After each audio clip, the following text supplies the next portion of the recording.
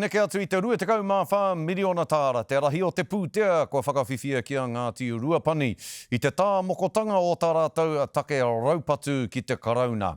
He mea whakanui te whakataunga nei I Waikaremoana I tēnei wiki me te uruhau o ngā uri ka whai wāhi atu rātou ki te whakatakato mahere e ora I te iwi hei ngā rā o Anamata. I haere ake a Herewini Waikato ki Waikaremoana. Te Ngāti Ruapani mai Waikaremoana, the Crown offers this long overdue apology.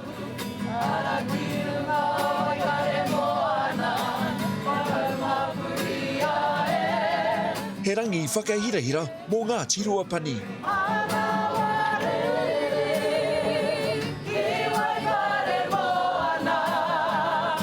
Ko ia ko te waikanaitanga o tōna take raupatu me te karauna. Kai te hari kua katoa atu hoi tēnei wā. I runga I te mōhio, ko hoki mai a Ruapani ki roto I aia. Ko hoki mai a ki roto I a Waikaremoana, ko hoki mai a no ki roto hoki a. Ia Te Urewera ki reira whakawhirinaki ai ki tōna whakapapa ki ona hononga I roto I ngā whāruarua katoa.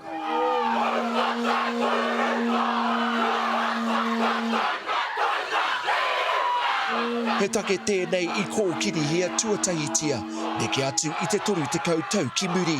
Anō te rangi nei, ka riro mā Paul Goldsmith, te karauna e whakakanohi. Well, yes, it's been a long time coming. They started this process with some claims back in 1989. Occasions like this, there have been many people who have been working on this for many years and are no longer here today, so we honoured them. This is an opportunity to complete the settlement and to have a fresh start for the relationship between the Crown and Ngāti Ruapani. I raro I tēnei whakataunga, I whakapāha te karauna, I tuku hoki I te 24 miliona tāra, 32 mano heketea whenua, me e tai utu whai pakihi, he rawa ahureo hoki ki te iwi. The Crown unreservedly apologises for its many breaches of Te Tiriti o Waitangi, the Treaty of Waitangi, over successive generations and for the harm that this has caused to your people.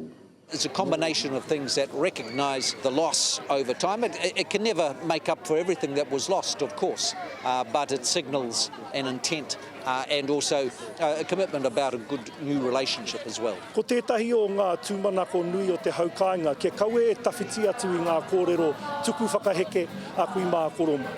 Kaua noiho mā te rawa mā te moni e ea ai o tūmanako o wawata.